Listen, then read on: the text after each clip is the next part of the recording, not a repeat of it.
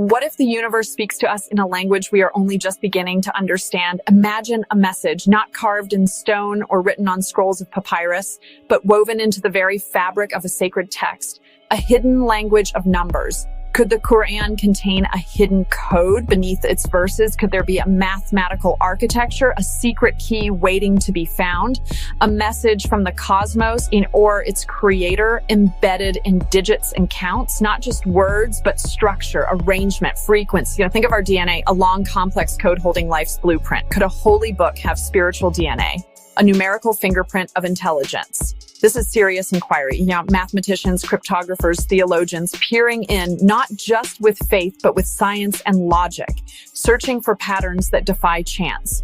We see math in the stars, Fibonacci in ferns and galaxies. Nature favors patterns, order, mathematics. If the universe is written in mathematics, why not a divine message? Could the same principles shaping stars shape verses? The search is a bridge. Let's start with something simple, something observable. Repetition. In any great piece of music, themes and melodies repeat. They create structure. They build emotion. The Qur'an does something similar. Certain words appear with a striking frequency, a balance that seems almost deliberate. Take, for example, the Arabic word for day, yam. It appears 365 times in the Qur'an, the same number of days in a year. A coincidence?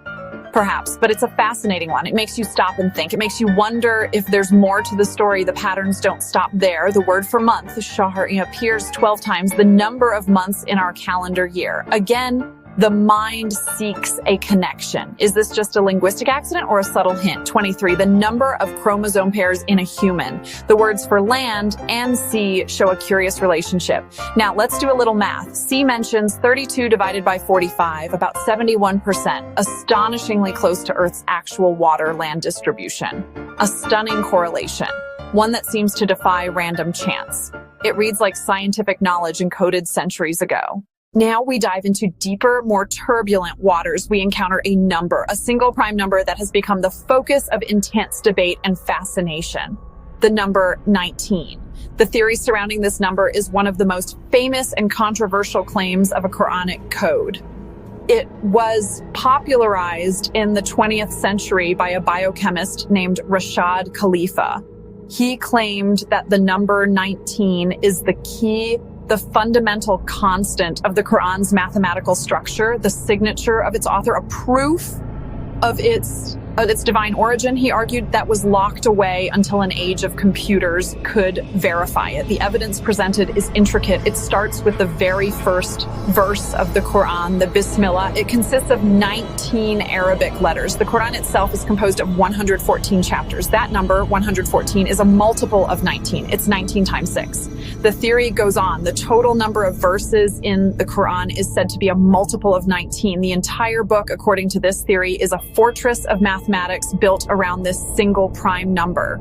This idea is electrifying to some. It suggests a code of staggering complexity, something far beyond the capabilities of any human author in the 7th century, but it is not without its critics. They point to inconsistencies in the counting methods. Is this a genuine discovery, or is it a case of confirmation bias? The debate rages on.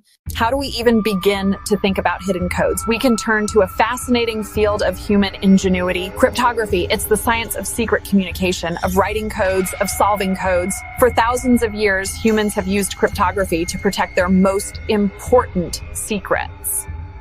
From Julius Caesar sending encrypted messages to his generals, to the complex algorithms that protect our bank accounts online today.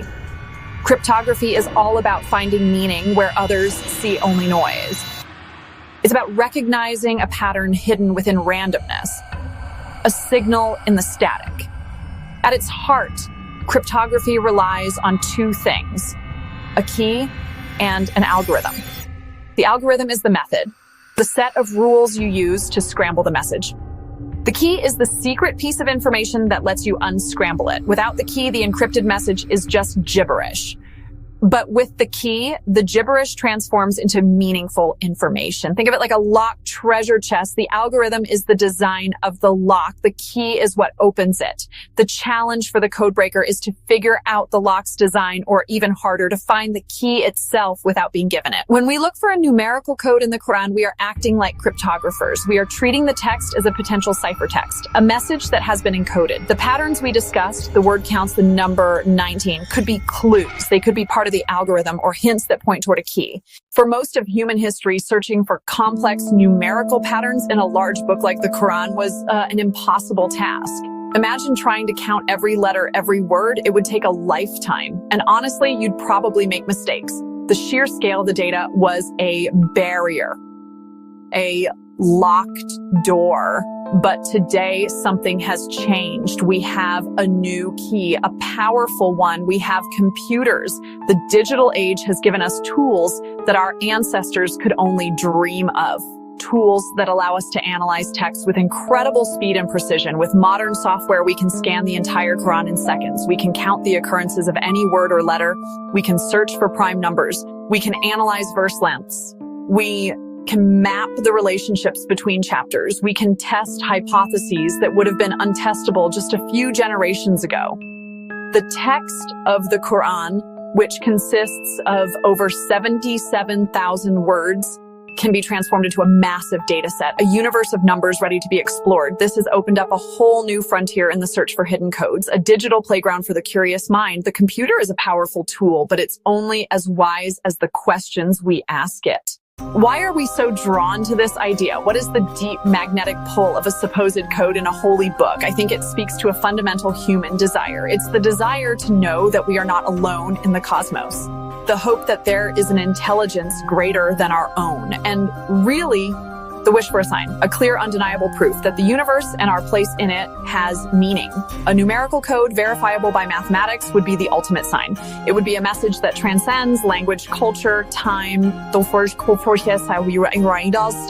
direct line to the divine written in the universal language of numbers. Imagine the implications. If such a code were proven to exist, it would be one of the greatest scientific discoveries in human history. It would also be one of the greatest spiritual discoveries in human history. It would suggest that the author of the text had a mastery of mathematics far beyond that of any human of that era. It would imply a plan, so a design of breathtaking scope and precision. You know, the book would no longer be just a book. It would be an artifact, a piece of technology, a message in a bottle designed to be opened only when humanity had developed the scientific tools to understand it. It's a narrative straight out of science fiction, but it's one that people are investigating with serious intent. This search also satisfies our innate love of puzzles. We are a species of problem solvers.